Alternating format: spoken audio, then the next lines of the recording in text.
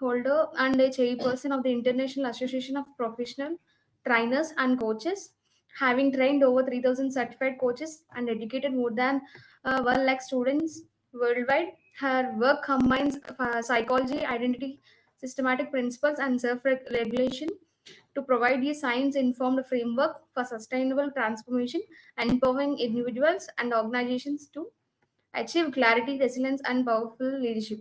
That was wonderful bio host Royana Natseva, and the stage is all yours.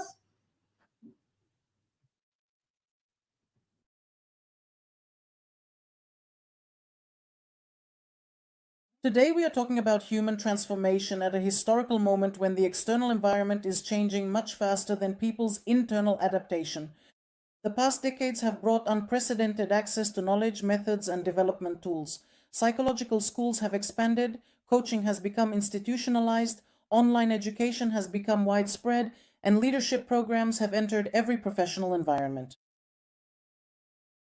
More and more methodologies, techniques, and specializations are emerging, and yet we continue to observe persistent problems.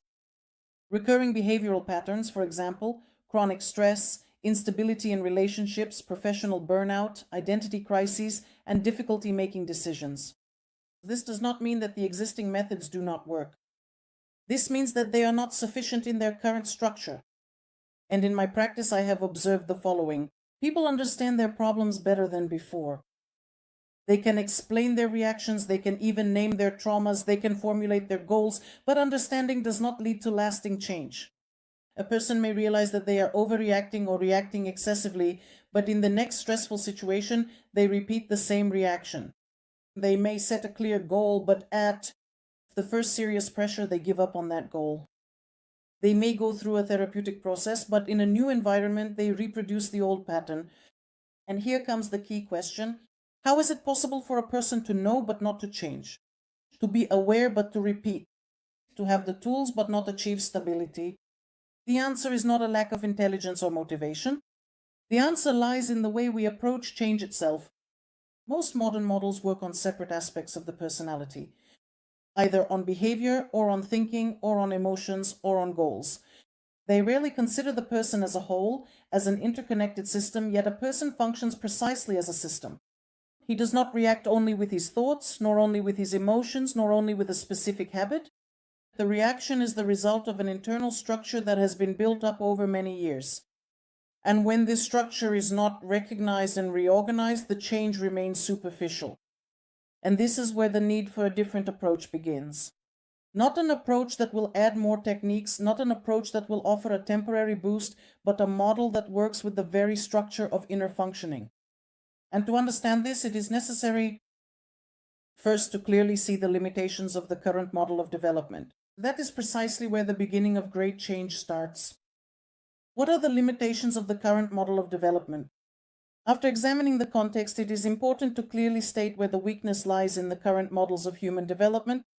The modern person has access to a vast number of tools for change, but most of these tools are focused on individual aspects of the personality and not on the overall structure. This creates a serious imbalance. The large part of the trainings focus on external actions. People learn how to set goals, how to be disciplined, how to create new habits, how to improve communication, how to increase productivity. But these tools, although very useful, actually leave the internal structure unchanged. The new behavior requires constant control. At the first serious pressure, a person reverts to the automatic pattern. And the reason is simple. Behavior without internal change is always a tremendous effort. Behavior supported by an internal structure comes completely naturally. Another widely used approach is the cognitive approach. It works with beliefs, with the inner dialogue, with meaning-making models. A person begins to understand why they react in a certain way. They recognize individual automatic thoughts. They try to replace them with more functional ones. This is a very valuable step, but understanding alone does not guarantee stability. In a real stressful situation, the thought model often gives way to the physiological reaction. The body switches to defense mode, and the thought actually falls away. Thus, a person may know the right answer but still act in the old way. Moreover, there are approaches that focus solely on the emotional experience. Here, work is done with trauma, with pain, with anger, with fear, with guilt. Emotional release can lead to a strong sense of relief. But if a new internal position and a new way of functioning are not established afterwards, the pattern will repeat itself. The emotion changes temporarily, but the structure remains stable. In fact, one of the most serious limitations is also the absence of a systemic perspective. This is missing in most approaches. People very often view their problems as separate events. Conflict with a partner, difficulties with parents, tension with colleagues, lack of confidence. But when these events are analyzed in depth, recurring patterns are discovered. And these patterns are not random at all. They are the result of an internal structure that simply manifests itself in different. And when a person does not see themselves as part of the system, they look for a solution by changing the external environment. Changing jobs, changing partners, changing the environment, but without changing the internal position, the new environment often triggers the same behavioral pattern. What is the cycle of temporary transformation?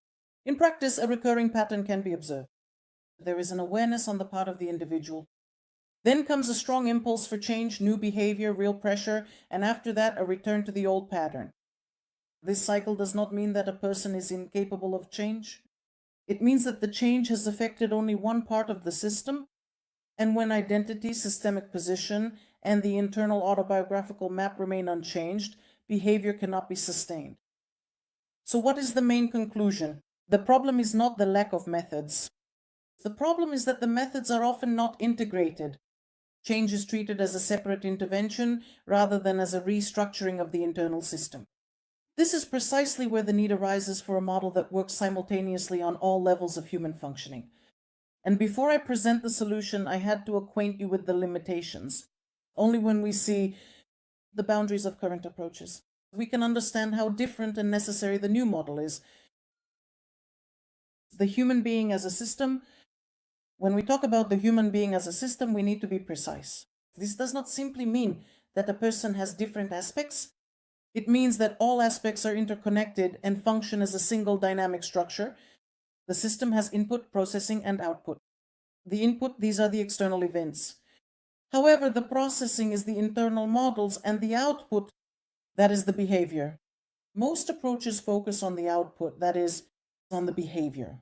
But real transformation requires work in the processing, that is, the internal structure.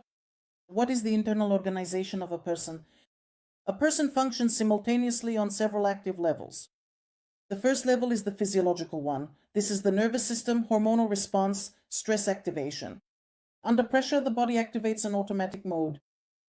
The second level is the emotional one. Emotion is the first interpretation of what is happening. It is fast, often preceding the actual thought. The third level is the cognitive one. This is where thought is formed, the explanation we actually give to the situation. The fourth level is the identification level. Here, the inner image of the person is activated. I am the person who. The fifth level is the role level. Here, the person takes the position of the system. For example, dominant, subordinate, rescuer, controller. And the sixth level is the behavioral level. This is the visible boundary. All these levels are activated within fractions of a second. If a person does not become aware of them, he will simply react. The human system is designed to conserve energy. This means that most reactions are actually automatic. When a situation resembles a past experience, the system activates the old pattern. This pattern includes an emotional reaction, a belief, a role, and a behavior. For example, if criticism in childhood was associated with humiliation, then in adulthood, even neutral feedback can trigger a defensive reaction in a person. And the person does not consciously understand this. In fact, we are controlled by what we are not aware of. That is why change requires more than just understanding. It requires a reorganization of exactly these automatic connections and reactions. Every system has its own dynamics. In the family system, a person can take on the role, for example, of a stabilizer or mediator. Or a person may take on the responsibility or the role of a rebel or a withdrawn observer, for example. However, these roles are formed in early environments and often continue unconsciously into adulthood. The problem is not the role itself. The problem is its unconscious and prolonged continuation. When a person does not realize that they are actually repeating a role, they think that things just happen that way. Systemic analysis allows us to recognize this repetition, and once the role becomes conscious, it is no longer automatic. One of the most serious mistakes is to think that systems are isolated in themselves. Tension at work always affects the family system. Conflict in partnerships influences professional decisions. Inner insecurity affects leadership. Systems are not separate. In fact, the person is the carrier. If the internal structure is unstable, this instability manifests in absolutely all environments and systems. That is why the method of direct change solution, does not view the problem as a separate situation. It examines the structure that generates these situations. And this is where the inner autobiographical map comes in as the systemic center. Here we reach the key moment. The inner autobiographical map is the organizing principle of the system itself. It contains an interpretation of the past, the roles a person has adopted, core beliefs, reactive patterns, and expectations for the future. And this map, in fact, determines what a person perceives as reality. Two people can experience the same situation but react completely differently. The reason is not in the event itself. The reason lies in the internal map. When the map is not recognized, the person lives in it automatically. When it is recognized, it can be rearranged. Why is systemic analysis essential? Without systemic analysis, any change is actually only partial. If we change only the behavior without changing the role, we end up going back again. If we change only the emotion without changing the belief about that emotion, the pattern will restore itself. If we change only the thought without changing the physiology, the reaction will remain. In other words, systemic analysis allows us to see the entire chain. And when the whole chain becomes visible, we can then break it at the right place. To view a person as a system means to understand that the reaction is actually not random, behavior is not isolated, the specific role is not fixed, and identity can also be rearranged. This creates the foundation for real transformation. Without a systemic perspective, any change actually remains temporary. However, with the systemic approach, the real work begins. And the real work is self-management, even under pressure. After we've looked at the person as a system, the next critical question is actually, how does the system function under pressure? Because under normal conditions, most people appear stable. Problems start to become activated under tension. Pressure can be external, but it can also be internal. Internal means conflict, criticism, failure, insecurity, financial risk, loss, feeling of rejection, sense of injustice. Under pressure, the system does not function rationally. It functions defensively. What happens in the first seconds when a person finds themselves in a stressful situation? The process unfolds on several levels. First, physiological activation. The nervous system registers a threat, reacts, and interprets. The sympathetic nervous system is activated, heart rate increases, muscles tense up, and breathing becomes shallow. This happens even before thought, that is, emotion comes before thought as well. The second layer is the emotional interpretation. The brain looks for the quickest explanation. This is a threat, this is an attack, this is rejection, this is injustice. In other words, the emotion is active first and then the thought itself explains it. The third layer is the automatic reaction. Here the internal autobiographical map is activated. The system chooses the most familiar reaction: defense, attack, withdrawal, control, freezing. This process is automatic. And if a person does not recognize it and does not know themselves, they believe that this is simply how they react. What is the difference between an automatic reaction and self-regulation? Self-regulation does not mean suppressing the reaction, but rather being aware of the process in real time. A person who lacks internal regulation experiences the reaction as inevitable. A person who has developed internal regulation can do three things. First, to recognize the physiological activation. Second, to slow down the reaction itself. And third, to avoid the response. This may seem simple, but it requires systematic work. Why is self-management actually the key? In this case, most failures in life do not happen because of a lack of ability. They happen because of an improper reaction in a moment of tension. A leader can lose their team because of a single unregulated reaction. A parent can damage their relationship with their child due to a recurring impulsive pattern of behavior. A partner can destroy a stable relationship through a chronic defensive reaction, for example. The problem is not in the person's intellect. The problem lies precisely in the lack of this inner regulation. What are the 3 levels of internal management? In the direct change method, we examine management on 3 levels. The first level is awareness. A person must be able to name what is happening. For example, now I have activated anger. Now I feel fear. Now I am going into defense, because without awareness, we have no choice. The second level is stabilization. Here we work with physiology, slowing down the breath, stabilizing the body, interrupting the impulse. This reduces the intensity of the automatic reaction. And the third level, this is conscious choice. Once the intensity drops, a person can choose whether to speak or to wait, what tone to use and what stance to take. This is true self-management. What is the connection with identity? If a person hasn't changed their inner identity, self-management will be difficult. For example, if they internally believe that they have to prove their worth, every criticism will trigger a defensive reaction. If they believe they are undeserving, every opportunity will activate self-doubt. That's why self-management is not a separate technique. It is connected to all the other layers. How can we train our inner management? It is not built through a single moment of awareness. It is developed through systematic observation, repeated practices, analysis of reactions, and correction of choices. A person begins to recognize recurring triggers and then starts working with them until the reaction weakens. This is a process of restructuring. Why is all of this crucial for the future? In the world of the future, the pressure will not decrease. Uncertainty will also remain constant. Information, as before, will continue to increase, and conflicts may become even more complex. A person who cannot manage themselves will be constantly shaken. A person who has inner stability will be able to function strategically. And this is not a matter of personality type, it is a matter of a developed structure. In essence, self-management under pressure is a fundamental condition for sustainable transformation. Without it, a person remains in automatic mode. With it, real choice begins. And here, the direct change solution method does not offer a momentary inspiration, but provides a real model and method for reconstructing the response. If we have to point out one layer that actually determines the direction of human behavior in the long term, it is identity.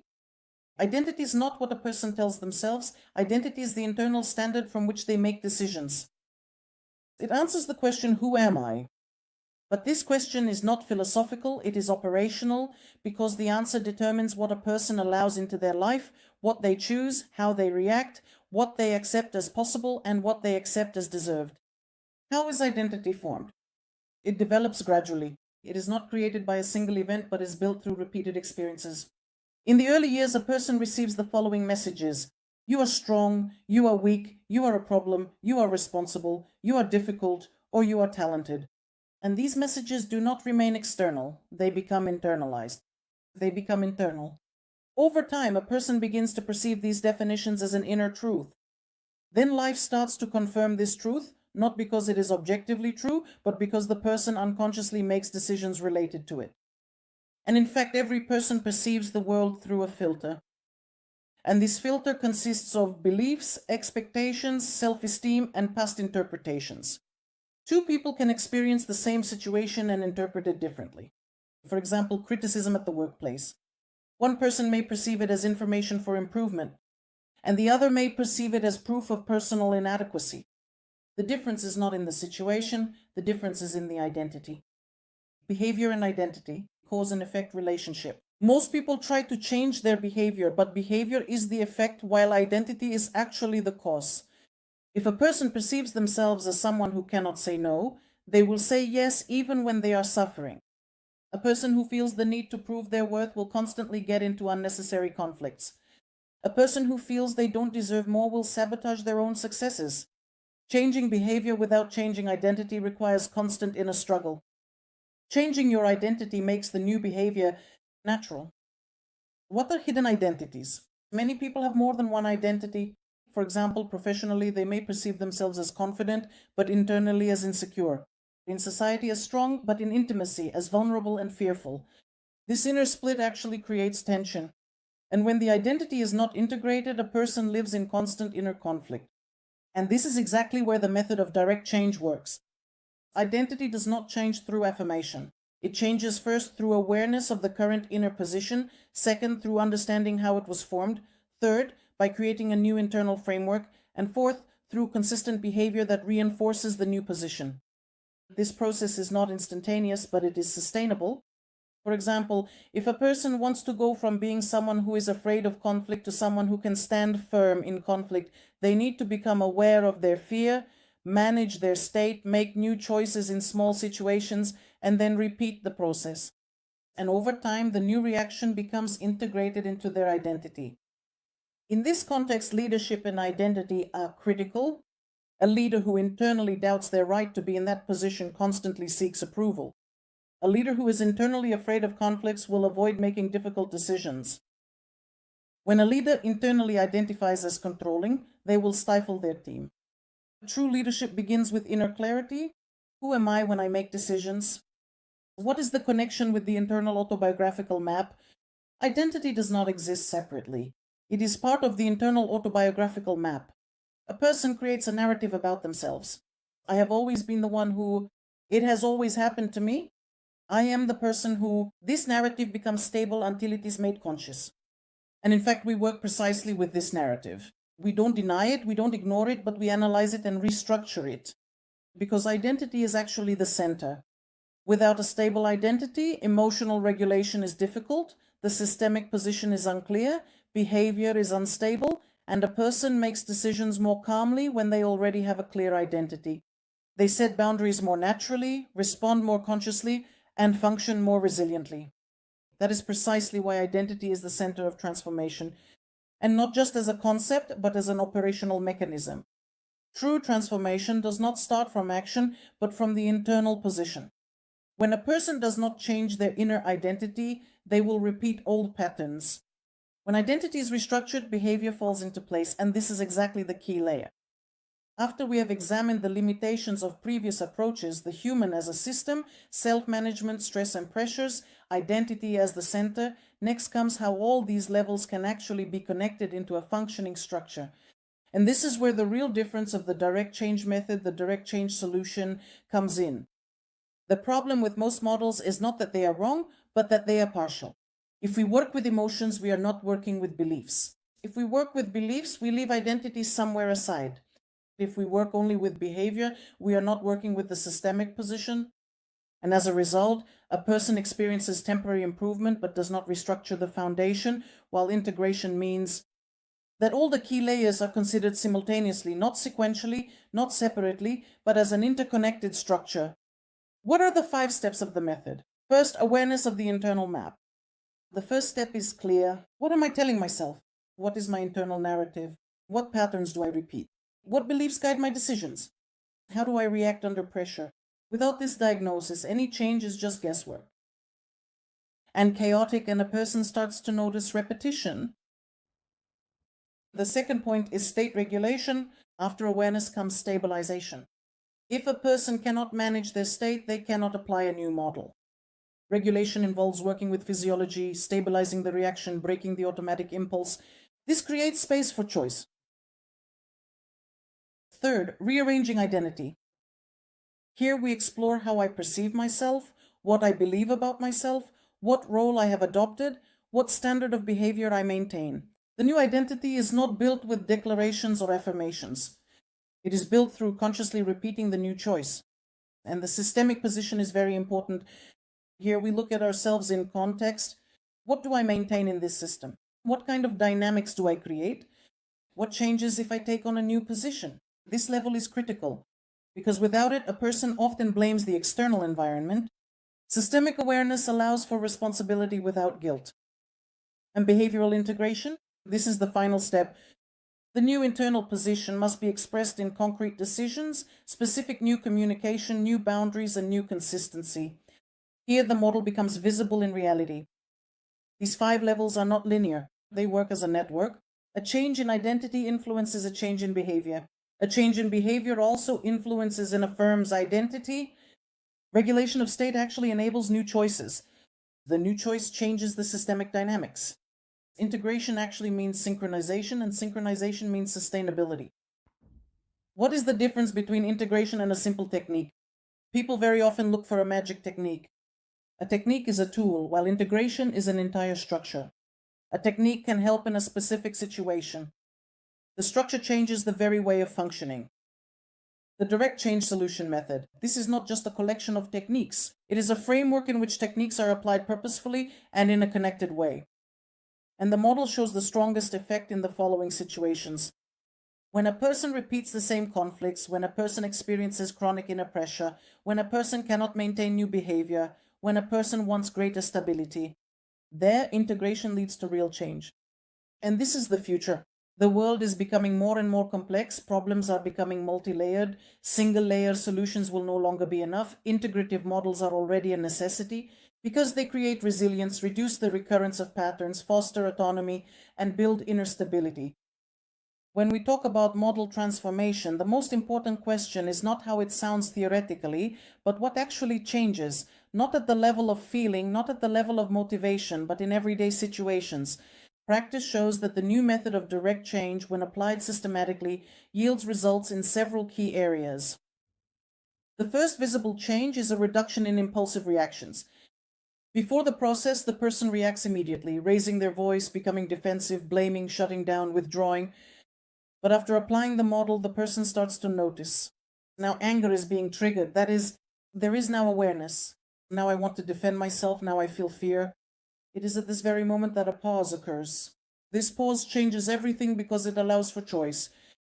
Additionally, the second point is an increased resilience to external pressure. The second result is exactly that. Before applying the model, a person can be shaken by criticism, financial risk, conflict, uncertainty, or rejection. But after integrating the model, a person stops feeling tension, does not give in to the situation, analyzes it instead of identifying with it. This does not mean a lack of emotions, it means managing your reaction. Additionally, decisions become clearer.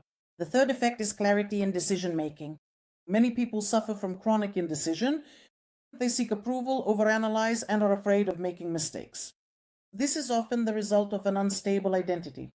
When your inner stance becomes clear, your decisions become calmer.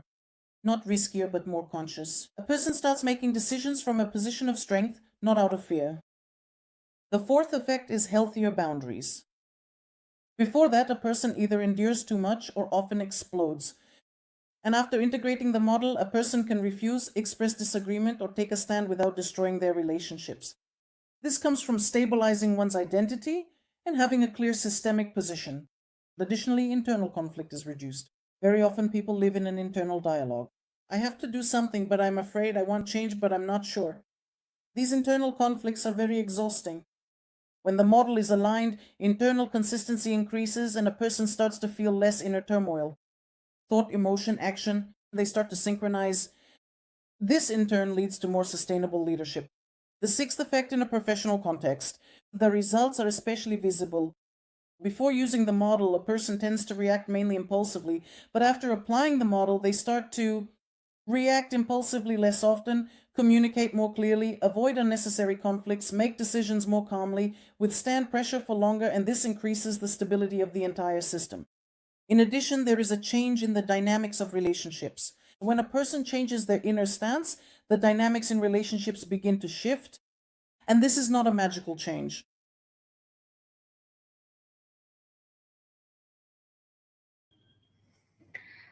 That was very informative session, and it was very impactful. We gained a lot of knowledge from you. We have a few questions from our audience. We will share it to your email. You can answer there, Stoyana. Okay, thank you. You can join the next sessions of our speakers. Thank you. Bye bye.